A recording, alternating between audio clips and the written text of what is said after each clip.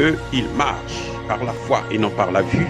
Mais moi, je vous conseille vivement de marcher par la connaissance scientifique et historique, notamment celle de nos ancêtres kémites, par les 5 sens et par l'intelligence.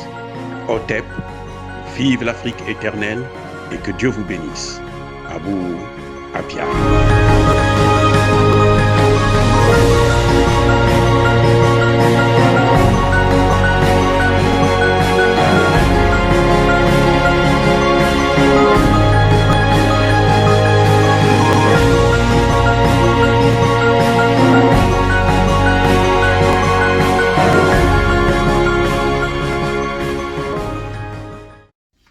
Hotep à tous. Bienvenue sur la chaîne des panafricanistes par essence, par excellence et par conviction. Celle des citoyens kémites par nécessité et obligation de combat. Nous sommes une chaîne qui n'est guidée que par nos ancêtres et rien que par les ancêtres qui appartiennent à l'égrégore du monde noir. Par conséquent, nous ne croyons en aucun dieu venu de l'étranger. Toutefois, cette vidéo n'est pas destinée à inciter à la violence ni à la haine. Notre combat, c'est un combat politique, géopolitique et géostratégique. Il s'agit pour nous, dans un langage approprié, de lutter en faveur de la souveraineté, de la dignité et de l'unité de l'Afrique. Ceci dit, aujourd'hui je veux vous dire, apprendre une chose, vous démontrer que la France est une poudrière. C'est la France qui est en train d'enflammer le continent africain et notamment la zone francophone. C'est la France, vous le savez, le président Idriss Déby Itno l'a dit, paix à son âme, avant sa mort, que tout est parti de la destruction de la Libye, en ce qui concerne le Sahel. Et nous savons tous que c'est l'œuvre de Sarkozy et d'un pseudo-intellectuel, comment on l'appelle, je n'ai pas envie de citer son nom d'ailleurs. C'est la France qui a amené la communauté internationale à aller faire la guerre en Libye. Et jusqu'aujourd'hui, là, il n'y a pas de démocratie en Libye. Et ils n'arrivent même pas à organiser des élections. C'est le fait qu'on a détruit la Libye que le terrorisme s'est propagé dans le Sahel. Au Burkina Faso, au Mali, ainsi de suite. Je dis que la France est une poudrière parce que l'attitude de la France reste toujours coloniale. Elle n'arrive pas à se libérer de ses réflexes coloniaux, ses réflexes paternalistes, où elle doit imposer son ingérence caractérisée et notoire dans les affaires africaines. C'est la France qui nous représente aux Nations Unies, à la Banque mondiale, au FMI, ainsi de suite. Nos chefs d'État ne connaissent pas. Et plus elle nous représente, plus la misère ne fait que s'accroître en Afrique. Plus elle nous représente, plus il y a des violences, il y a des guerres, il y a des rébellions. Plus elle nous représente, elle est en train de tuer notre démocratie. Je signale en passant que ce n'est pas François Mitterrand qui a initié la démocratie en Afrique. C'est faux, archi faux. Même pas dans les pays francophones. Parce que la démocratie, la conférence nationale souveraine du Bénin avait commencé avant le discours de la Borde. François Mitterrand n'avait fait que prendre le train en marche parce qu'il savait que c'était inévitable. Parce que si François Mitterrand voulait la démocratie, en 81, quand il a été élu pour la première fois, et il avait nommé Jean-Pierre Cot ministre de la coopération, Jean-Pierre Cot demandait justement la démocratie. Et c'est à cause de ça que François Mitterrand l'avait viré. Il n'avait pas fait 6 mois à ce poste. Ce n'est pas 9 ans après qu'il va penser que non, maintenant, ils ont besoin de la démocratie. De toutes les façons, je vous dis que quand le discours de la Borde était arrivé, il y avait déjà eu la conférence nationale souveraine au Bénin. Et le Congo était déjà en phase d'organiser sa conférence nationale. Tout était déjà fin prêt. Donc François Mitterrand n'a fait que prendre le train en marche parce qu'il savait que c'était un mouvement inévitable. Et encore lui, il était intelligent, il a fait mieux que Emmanuel Macron, qui sait qu'aujourd'hui, la jeunesse africaine aspire au changement et lui veut maintenir le statu quo. À cause du comportement de la France vis-à-vis du Mali, voilà que le Burkina Faso aussi est tombé. Je dis bien à cause du comportement de la France. C'est la France qui a manipulé Ibeka. Ibeka ne jurait que sur la France. Ibeka ne faisait que ce que la France lui demandait de faire. Il signait des accords à tout va parce que la France voulait qu'il signe ces accords. Il leur donne tous les pouvoirs jusqu'à contrôler le ciel malien et interdire aux Maliens eux-mêmes de survoler leur territoire. Et voilà que les Maliens maintenant demandent qu'on puisse réviser ces accords. C'est à cause de cette attitude. La France a imposé à la CEDEAO, a manipulé la CEDEAO pour qu'il puisse prendre des sanctions contre le Mali. Et Kaboré est allé signer ces accords-là. Quand il est revenu, la population n'était pas contente. Qu'est-ce que ça a donné? Les mêmes causes produisent les mêmes effets. Coup d'État. C'est l'œuvre de la France. La France va créer, avoir un accord avec Serval. Elle va passer de Serval à Barkhane sans autorisation, sans concertation avec son partenaire, le Mali. Elle va passer de Barkhane à Takuba sans concertation avec le Mali. Elle décide seule. Elle va prendre les pays européens et dire « Venez, on va se partager le gâteau. C'est tellement sucré, c'est tellement bon. Venez, il y en a pour tout le monde. » Mais c'est elle qui commande les opérations. Voilà ce que ça donne. La France a pris, dernièrement, on a renouvelé le contrat de la mission des Nations Unies au Centrafrique. Et on a mis ça sous le commandement de la France. Qu'est-ce qui se passe en ce net moment? La recrudescence des violences. Donc, partout là où la France passe en Afrique, c'est pour la désolation, c'est pour le crime, c'est pour la souffrance, c'est pour la misère. Et c'est ça le problème que nous avons avec la France. La France n'arrive pas à comprendre que la jeunesse africaine aspire à un changement.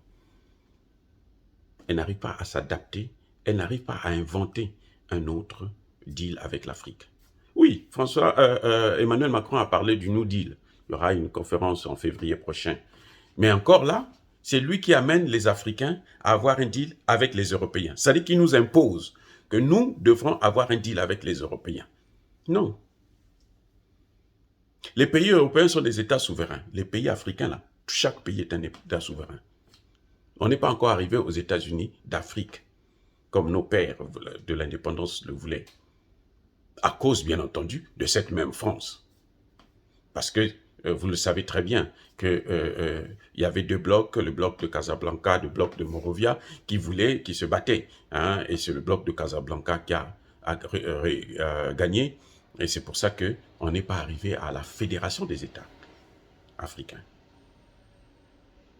Il y a plutôt le bloc de Monrovia, dans lequel il y avait le Sénégal et la Côte d'Ivoire, hein, qui sont les maîtres à jouer les vrais pantins de la France.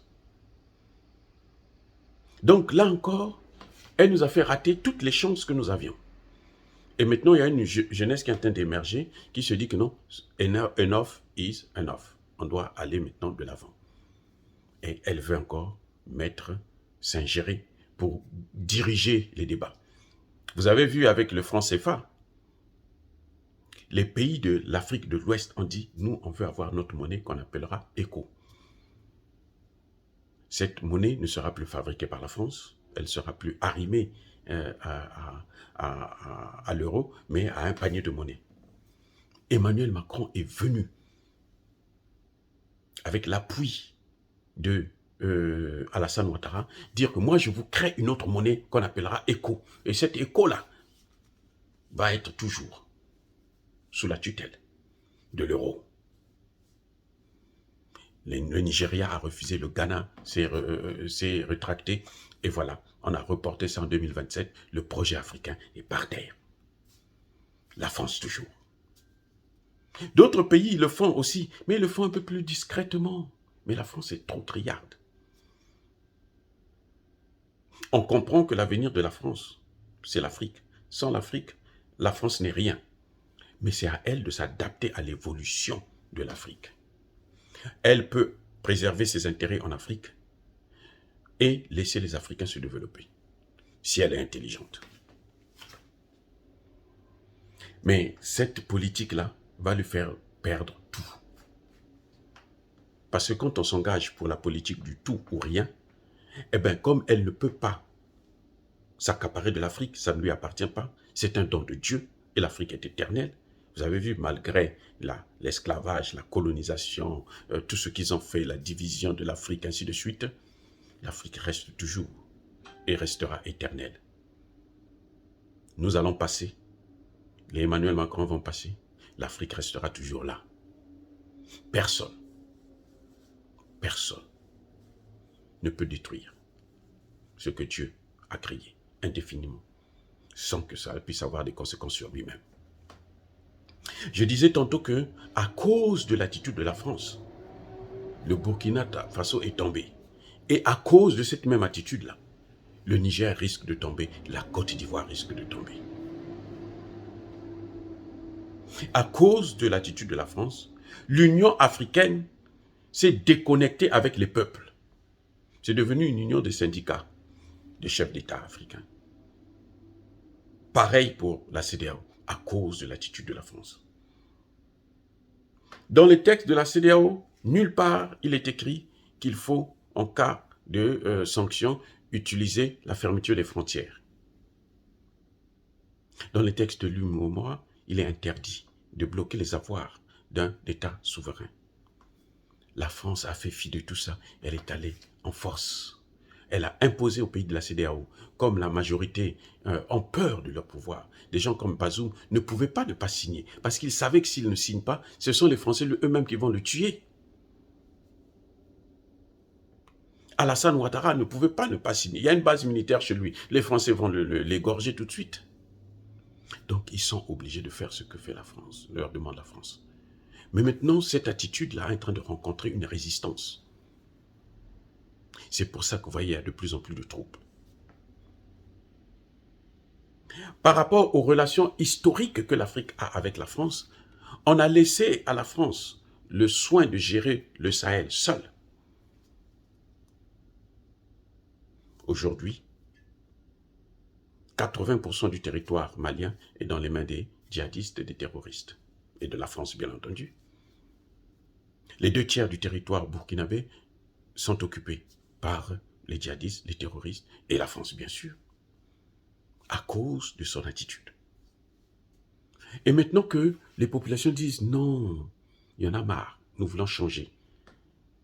La France veut imposer encore une autre façon de voir. Comme elle est en train de faire avec le Mali. Elle a des problèmes avec le Mali.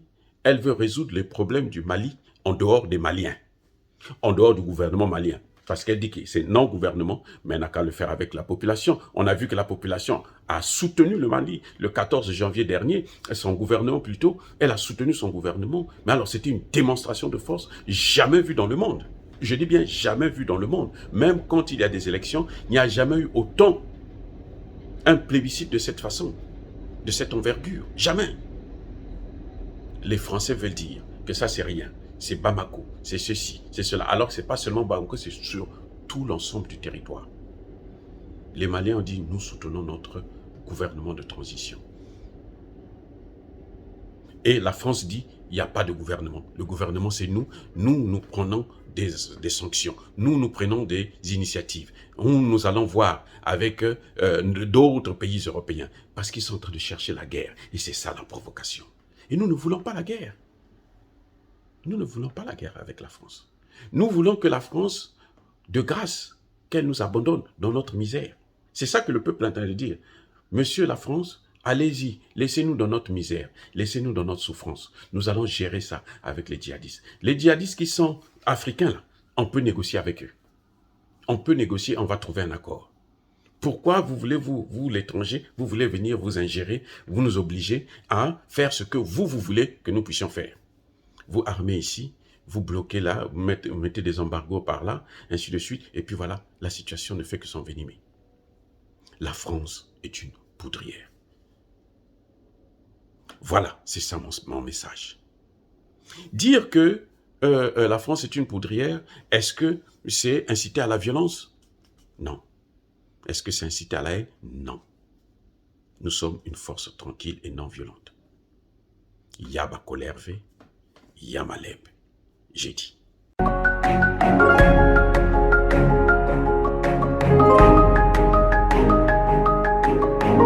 Otep, bien-aimés frères et sœurs, vous connaîtrez la vérité et la vérité vous affranchira. Ça, c'est pas moi qui le dis, c'est la Bible qui le dit.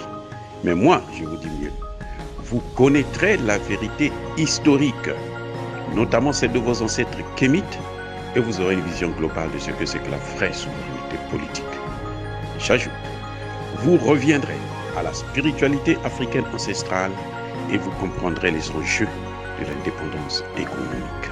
Et pour terminer, vous accepterez votre identité culturelle kémite et vous obtiendrez deux choses. La première, c'est la paix. La seconde, c'est le développement, à une condition. L'unité de toute l'Afrique noire, l'unité de tous les Noirs du monde entier.